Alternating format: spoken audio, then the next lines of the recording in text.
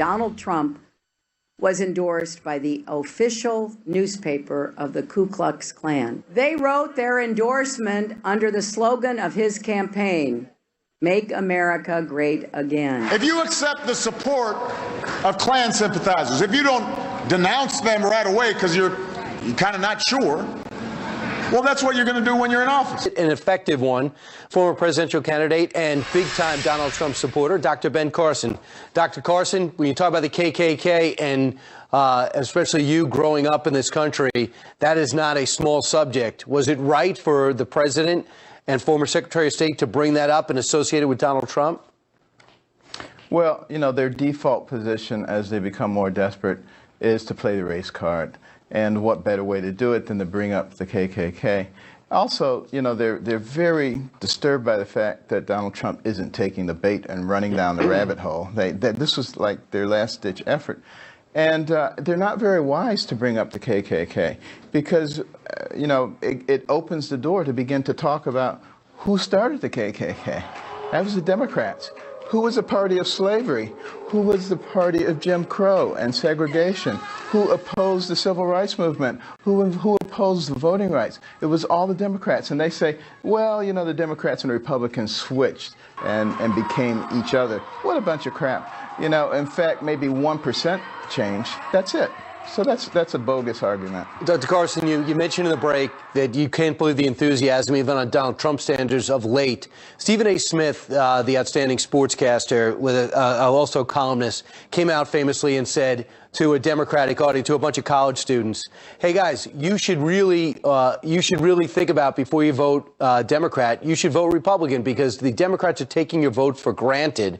Do you think that somehow, not so much his statement, but that thought pattern is the reason why the African-American voting pattern has been down so much right now?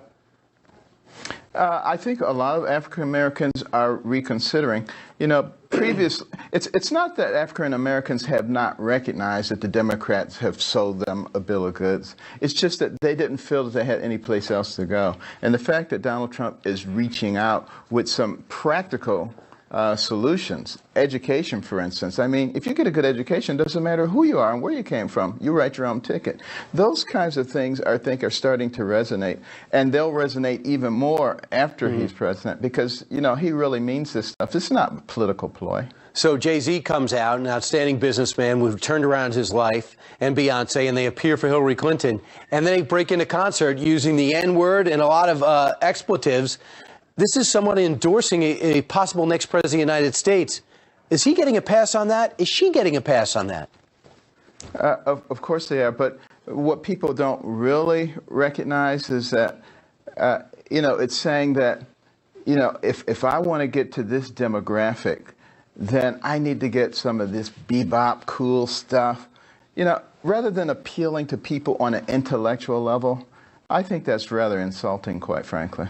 Wow. Dr. Carson, if Donald Trump does win, he owes you a lot. You've worked extremely hard for him, and it was a bitter campaign you guys had between them. You put it behind and you just went for the party.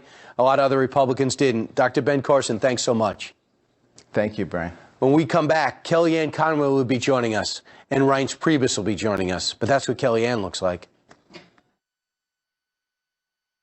I thought I was managing my moderate to severe.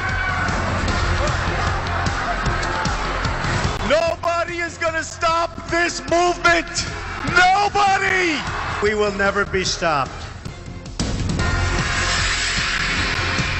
And that's what he said right after being ushered off the stage when the word gun, gun, gun was yelled out on the floor in that rally in Nevada.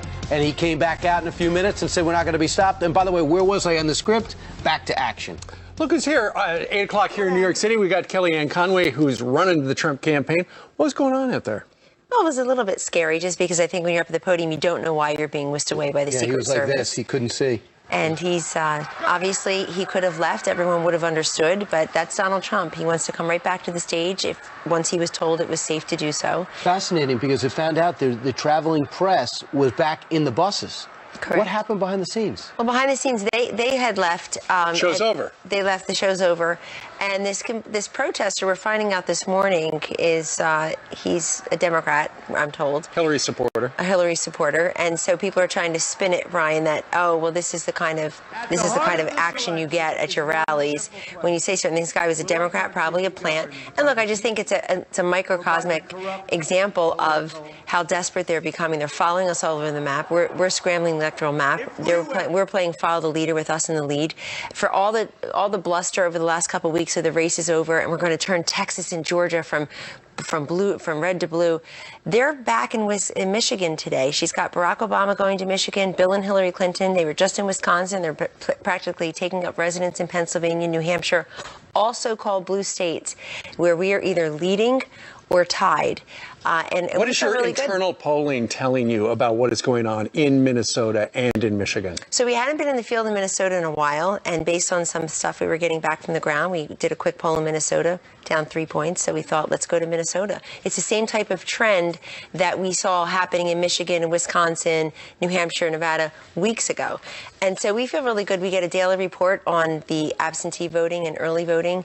We like those trends compared to where the Republican nominee was in 2012. A lot of people are very concerned about Florida on the Republican side because of the early turnout. It seemed to switch back to Democrats, and there seems to be a big Hispanic turnout, and I guess the assumption is that would be against the Republicans. It would certainly, if all that were true, it would help Hillary Clinton marginally. It's not all true.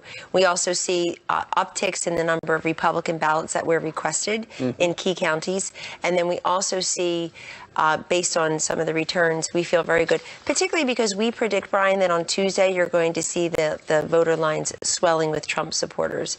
And look, you see this momentum and enthusiasm. It matters. Why? Because Trump voters and the rest of America had been told for 2 weeks, the race is over, the path is closed, and there they are lining up for hours. It looks like, frankly, it looks like Obama 2008 all over again, plus. You know what's interesting, too? The early voting. A lot of people went to the polls at the beginning of October in the state of Nevada. That's before the FBI reopened the investigation on October 28th, that Friday. Obamacare collapsed. Before Obamacare collapsed and before this story this morning of Hillary Clinton's maid having all the access to her emails and printing out emails. So early voters went at the beginning of October without having all the information. Should we do away with early voting?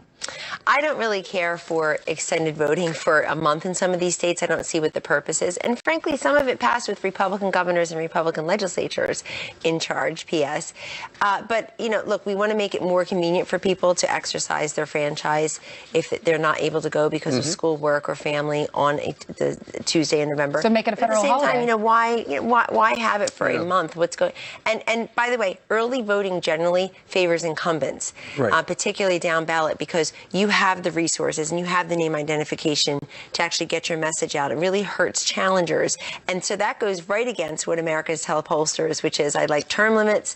I have a 12% approval rating of Congress. They don't really want the incumbents in there necessarily. There's a brand new Investors Business Daily poll out. They come out every day. It's a tracking poll. Donald Trump is actually now leading Hillary Clinton 44 to 43. What's interesting about it, you look down in who's supporting whom.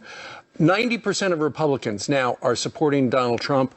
He's got 41% of the independents. So the message that Donald Trump and Mike Pence have had all along where, hey, Republicans, time to come on home. Yes. They're coming home. They're coming home. That number was in the 70s not so long ago, in terms of 75, 78% of Republicans. When we see them coming home, you saw yesterday that very well illustrated. You saw Mike Pence with Governor Walker and Speaker Ryan and Senator Johnson, whose numbers are improving in Wisconsin himself.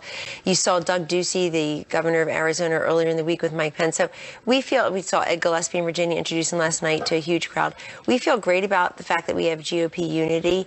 I know there are a couple of big mouths out there who are against us, and they tend to, not ironically, not coincidentally, get a lot of airtime and print time, and that's their right. But we feel great about the rank and file. Everywhere you go, I meet people in these rallies that say, I haven't been this excited since Ronald Reagan, or I haven't even bothered to vote in the last couple cycles, because I will ask them, do you mind if I ask you, did you vote for President Obama? Right. The world is my focus group, Steve. Come on. Did you vote for President Obama? Did you vote for President Clinton, Bill Clinton before? And sometimes they have, sometimes they're straight ticket Republicans, but either way, they have a story to tell, which is Donald Trump didn't make me leave the Republican Party. It got me excited about the race. You know, one thing we're doing now, like we haven't done in the beginning, is every network is carrying every candidate's speech between Hillary Clinton and Donald Trump. And I'm hearing him always open with the news of the day. Yes. And will this be something that Donald Trump brings up today? That the nanny, the housekeeper had access to classified material on the fax and in the email, and might have an answer to where the Apple computer disappeared to? He absolutely should, and he will. In addition to every single state he goes into, Brian, reminding the people there how their Obamacare premiums have increased. A state like Minnesota, where he's going today, where the Democratic governor has been very critical. Governor Dayton has been very critical of Obamacare.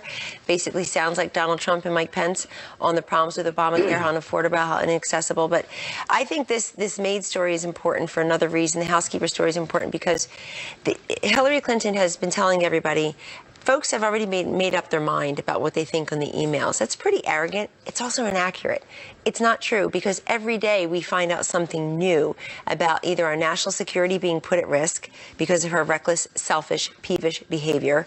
And we really find out like another iteration of what I always call Hillary first. Her entire career has been about protecting and advancing Hillary Clinton. Everybody else be darned. This shows you again. Yeah, it shows there's a different standard, because to handle these classified secrets, and apparently, and we're learning now from this great big State Department document dump on Friday, 1,000 documents are out there, they would constantly say, okay, let's have Marina Santos print it. Let's have her fax it. Let's have all the stuff. She did not have security clearance. And so it just goes to show you, and you can see the classified documents right there. Unbelievable. It just goes to show you how flawed the FBI investigation was into her criminal email scandal. And so, 48 hours out, is this the last high heel to drop? No, it's not the last stiletto to drop, I'm sure. But it also tells us, why even wait for something else, Steve? Why not just, don't we have enough evidence now that she's unfit and unqualified to be president of the United States and commander-in-chief? She's completely disqualified herself by the way that she has so recklessly and carelessly handled this information. Let me make very clear. I feel sorry for the housekeeper. These stories are not about the housekeeper. She wasn't reckless in her handling of it. In fact, she's doing a great job. That's right. She's doing a great job. The issue is not FBI Director Comey. The issue is Hillary Clinton. That's who's running for president. That's who put your security and your family's security right on the line, jeopardized it, basically, again, for petty personal reasons. The idea that the Democrats are running around saying 650,000 emails, they may all be duplicates. Really? I mean, even if 100,000 of them are of Anthony Weiner's parts, then we're down to 500,000. Sorry, it's a family show. Right. It's early on a Sunday pre-church. Remember when Donald Trump's been on the campaign trail talking about how bad Obamacare is, and Bill Clinton said, "Yeah, it's the craziest thing I've ever seen." We agree. We've ever seen. Well, then Donald Trump's also on the campaign trail saying the system is rigged. Well, it turns out Bill Clinton thinks so too. Yes. There's a transcript from a speech back in 2015, and this is what he said. Closed-door fundraiser too. We're not supposed to hear this. That's right. He said there are lots of people who are sick and tired of working their heart out and never getting a pay raise. And so they think the political system is rigged against them, which it is to some extent. There you go, bingo. No, we keep on channeling Bill Clinton on certain things. The other thing I would just point out is all this tells me is that we've been asking the right questions about the wrong candidate. Is she fit? Is she qualified? Do they believe the system is rigged? Do they believe that Obamacare is the craziest thing you've ever seen? And it also just tells me that in these waning hours, Hillary Clinton is on total defense. It's a place that's never a good look for her, never a good place for her. She never saw Barack Obama coming in 2008. She never saw Bernie Sanders coming earlier this year. The guy is a socialist. He won 22 states and millions of voters. And he's been way off message this week, and basically way off message. Had somebody in Iowa, a Bernie Sanders supporter, introducing Hillary last night. The lady had to be taken off the stage because she was trashing Hillary Clinton. Right. And then she never saw her comeback coming, not once but twice now. Here's Hillary Clinton's husband, Bill Clinton, again saying this, quote, "She deserves this and she will not disappoint you. But to get there, we have to not disappoint her." Ooh, yeah, no, I bet he really knows what it's like, the wrath of disappointing her. And that China is flying in Chappaqua on a regular basis, I have no doubt. And you know what? By the way, I find it to be a really arrogant, selfish statement to say that she should be president of the United States because it's her turn. Yeah. She deserves it. She's earned it. Why? By staying with him, by trying to clear the field of other Democrats who wanted to run. Sure. And it says that's not how we pick a president, ladies and gentlemen. That's not democracy. It's not a monarchy. It's not who's next in line. But by the way, the royalism that portends usually infects the Republican Party. Who's next in line? Who lost to the person? Who lost to the person who won? And I'm so thrilled that this year we have a nominee who earned it fairly and squarely, who took his message directly to the people and came out of nowhere, literally. Absolutely. They're the ones trying to fight against the grassroots, saying, why did you give us this turkey? Let us just ask you a real quick extra question. Right now, Donald Trump has the momentum. The polls indicate that. You see the crowd's gigantic. It's the momentum versus the machine. Her machine getting out the vote. Who wins? But he wins. He's going to win on Tuesday night. I'll see you at I changed the invitation from election night to victory party, so please come. And the reason that he'll win is because when people see a winner, when they see you can actually do it, you can execute, they picture you in the office, then they come up and they show for you. And people will eventually say, I'm part of the 75% of Americans who do say I want change. This is maybe my only chance to truly turn over the tables. We take her machine very seriously. It's a well-oiled one, but here's the exit question for you. If she starts out with the so-called blue wall at 248 electoral votes, where the heck, why can't she find another 22? She only has to find 22. We have to find like 500. She has to find 22. Because you went into her 248. We've cemented, we're digging into our 248. We're putting them on defense. The last couple of days, everyone will essentially be in blue states. All right. Thank Well, you. Thank you. very much. See you soon. One Bernie supporter was supposed to stomp for Hillary Clinton, as Kellyanne was referring to, but then he went off script. Unfortunately, Hillary doesn't really care about this issue either. The only thing she cares about